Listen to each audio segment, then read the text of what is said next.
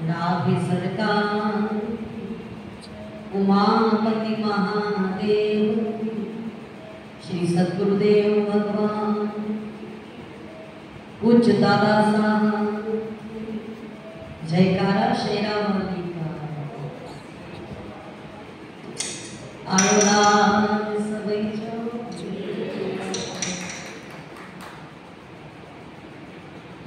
सबकी जय हमने मनाई क्योंकि हम लोग सनातनी हिंदू हैं।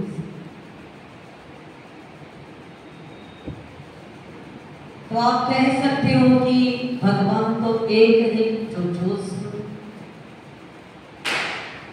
फिर एक की जय मनाओ, सबकी जय मनाने की क्या वो निराकार परमात्मा युग युग में समय समय पर जब हमारी पृथ्वी पर अधर्म बढ़ता है, हमारा धर्म के नाश करने के लिए आपदाई संख्या में बढ़ जाए, भक्त संत ब्राह्मण इनको त्रास दिया जाए,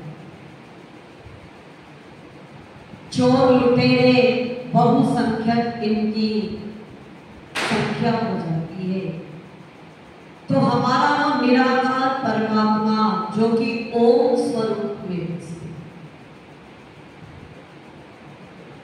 उस ओम का अनुभव जीवन में करने का नाम ही ओम शांति। क्या नाम है? ओम।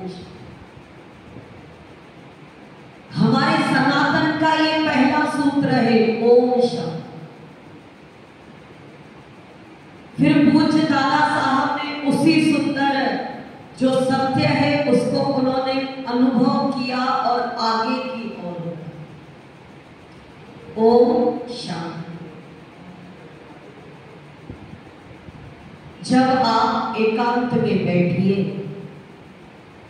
किसी नदी के निकट, तालाब के निकट, समुद्र के निकट, पहाड़ों पर, वृक्ष के नीचे, अपने घर में, अपने मंदिर ध्यान क्लास में, आप अपने आप में भी अगर बैठ जाएंगे तो अनुभव करो हर जगह एक नाद स्वर निकल ओम ओम ओम ओम।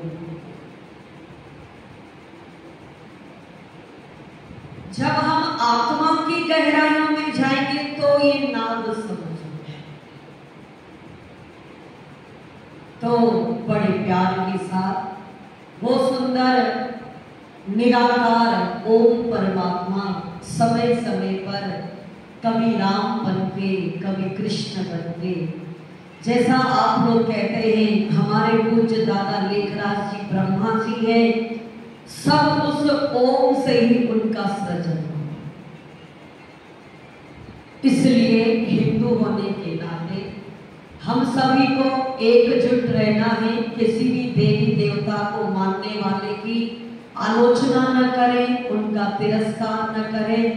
ये तो एक सुंदर भोजन की थाली लगी रहती है, आपको जो पसंद आता है वो आप उठा लें, बाकी थाली का भोजन पेट भरने में संपूर्ण है हमारा।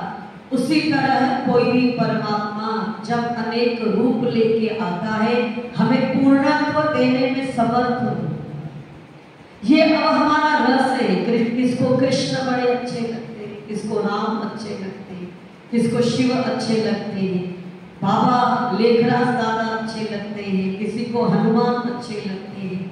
जो आलोचना करता है वो भक्त है ही नहीं, सत्संगी भी। तो बड़े प्यार के साथ सुंदर जय जयकार मनाने का, और हम लोग सब सिंधी हैं तो हम सिंधियों का कुल देवता है आयो लाल कयो। जैसे हम अपने किसी भी शुभ काम में, किसी भी कर्म में आपको कहा जाता है पिता का नाम लो, दादा का नाम लो, परदादा का नाम लो, तो हम लोग बड़े प्यार के साथ लेते, मेरे दादा, मेरे परदादा, मेरे और बड़े दादा। तो इसी तरह हम लोग सब सिंधी जाति में जन्मे हैं। अपने कुल देवता की जय जयकार करने में कोई लाज नहीं, कोई शर्म नहीं। इसलिए कुल देवता की जय जरूर कहनी चाहिए। आयो लाल सबई चौ जुए। तो आइए बड़े प्यार के साथ पूज्य देवी जी ने सुंदर ये विषय हर कार्तिक महीने के बाद जो ब्रह्मा भोज होता है, ये हमें विषय यही देती है कि आप कार्तिक के सुंदर महिमा को सुनें। तो हम लोग उसी विषय की ओर चलें। बाकी तो आप सब लोग ज्ञानी हैं, नित्य ध्यान में बैठते हैं, वो आपका सुंदर स्वरूप ही बड़ा अच्छा है, सात्विक भरा है। लेकिन चलिए, सुंदर सत्संग की गोष्ठी है, कार्तिक मास का हम लोग महात्म सुनें। जिस तरह अभी मार्गशीर्ष महीना प्रारंभ होगा, पौष मास आएगा, माघ महीना आएगा, फिर अगहन आएगा, फिर सुंदर अश्विनी मास हो गया। जिस तरह श्रावण भादो सब महीना, उसी तरह एक महीनों में ये महीना है कार्तिक मास। बोलो कार्तिक भगवान की जय। इस कार्तिक मास का अधिष्ठाता देव कौन है? भगवान नारायण। शंख चक्र गदा पद्मधारी भगवान नारायण के चरणों में हम लोग सब प्रणाम करते हैं। भगवान विष्णु कहते हैं ब्रह्म वैवर्त पुराण में, मुझे महीनों में कार्तिक महीना प्रिय है और तिथियों में एकादशी तिथि प्रिय है। तो कार्तिक मास की ऐसी क्या महिमा है कि भगवान को भी प्रिय है? कार्तिक मास की महिमा बड़ी अद्भुत, बड़ी ही निराली और छोटे से ही सुंदर शुभ कर्मों में हमें अनंत लाभ प्रदान करेंगे।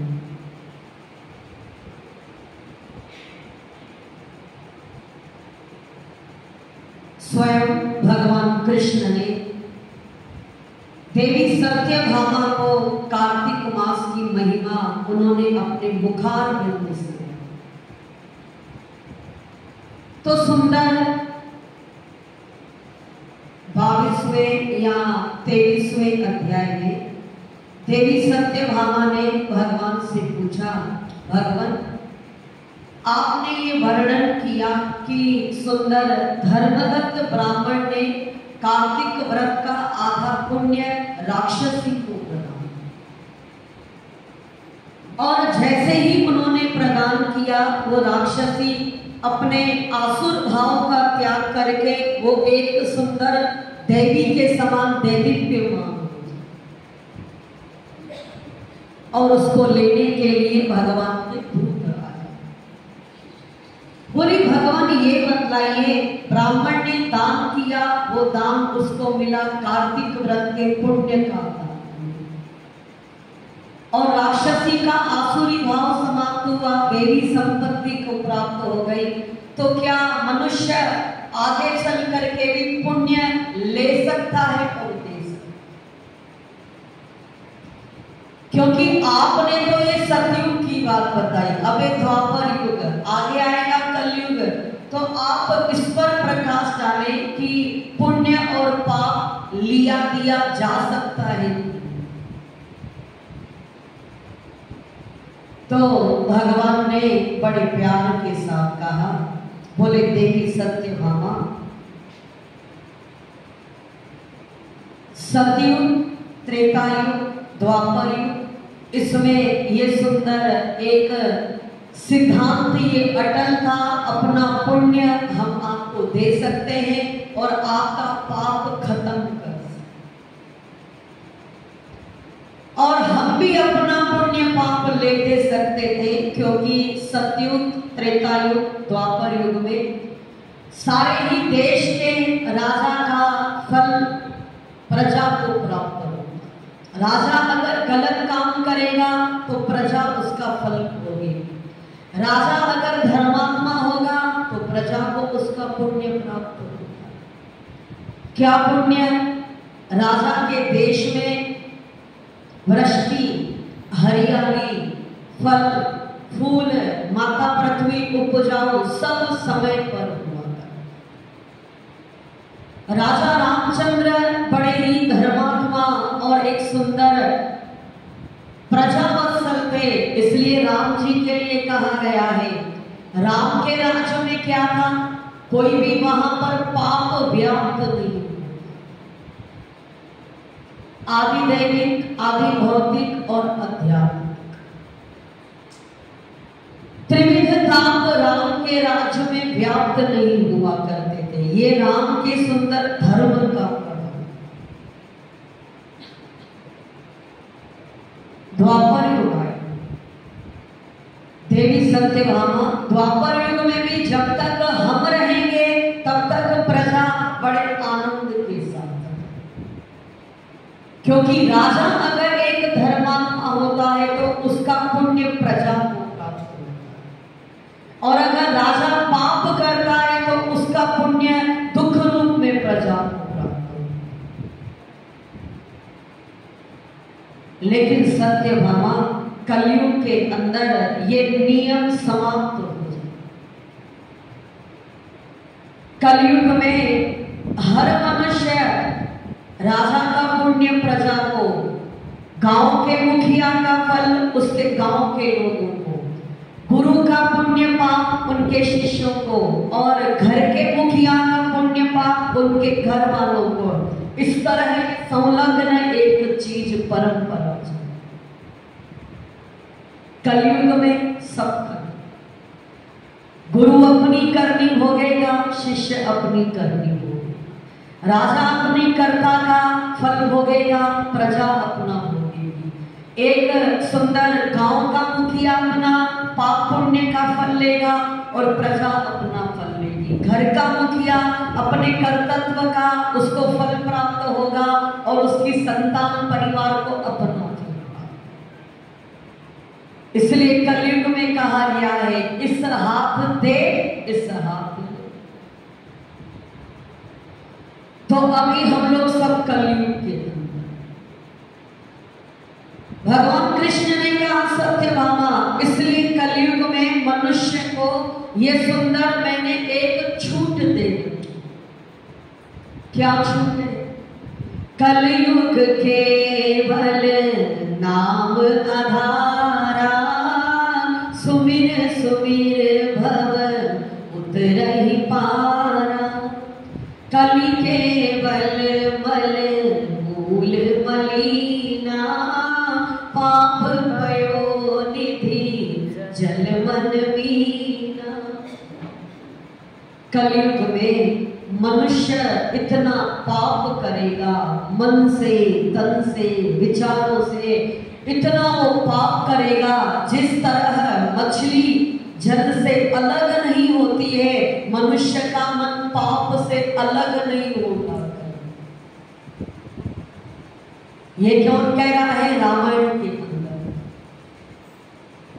मनुष्य इतना स्थूलवादी हो जाएगा, मनुष्य इतना पापी हो जाएगा, सोचेगा कि तो किसी के दोष, विचार करेगा कि तो किसी के अवगुण, करनी करेगा कि तो किसी को दुख देने की। इसलिए आप अनुभव करना जीवन में,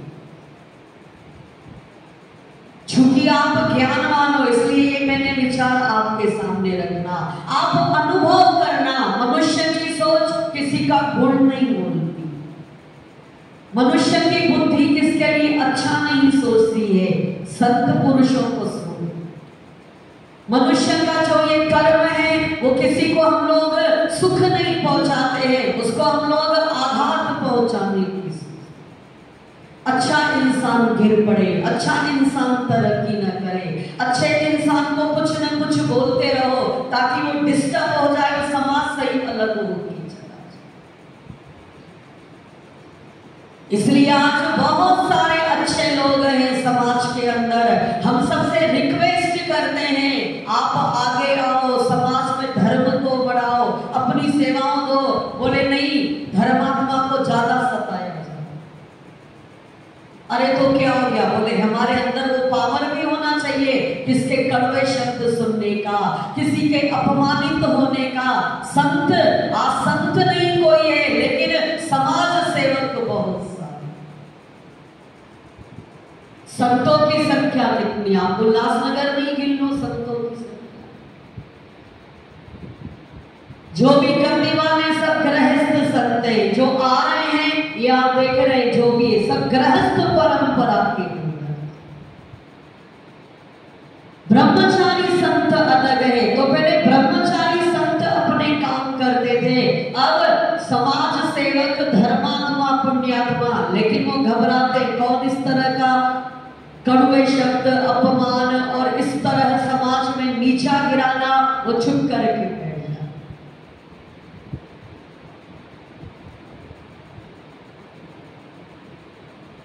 तो कलयुग में ये दृश्य दिया गया, लेकिन भगवान कृष्ण कहते हैं मनुष्य मात्र का उद्धार इस तरह से। बोले ऐसा है, अच्छे संग में थोड़ा थोड़ा चले जाओ और भगवान का भजन।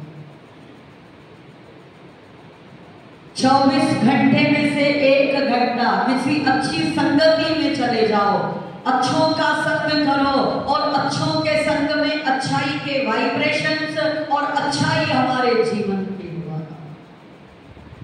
और इस कलयुग में सबसे अच्छा काम क्या बोला गया? भगवान ने कहा जाप करो।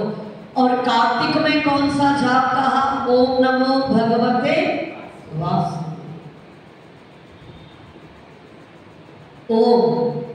ओम एक निराकार। जब शिव भगवान को सुंदर उन्होंने ओम रूप में अपने निराकार का दर्शन, फिर ओम वो साकार हुआ।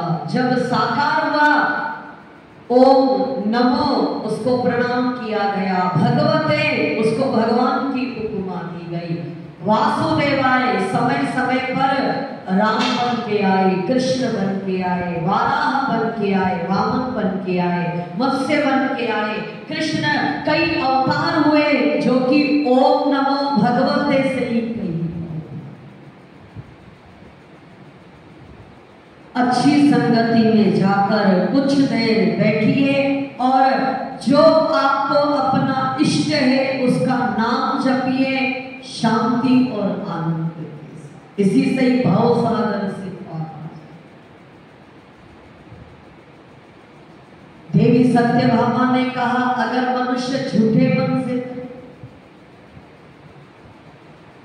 अगर मनुष्य अनजान में भी इस अच्छी संगति, कार्तिक मास व्रतियों का संग, बोले उसका भी फल कार्तिक। और भगवान कृष्ण उदाहरण के रूप में एक सुंदर आख्यान रखा। देवी उज्जैन नगरी में एक धनेश्वर नाम का ब्राह्मण था। वो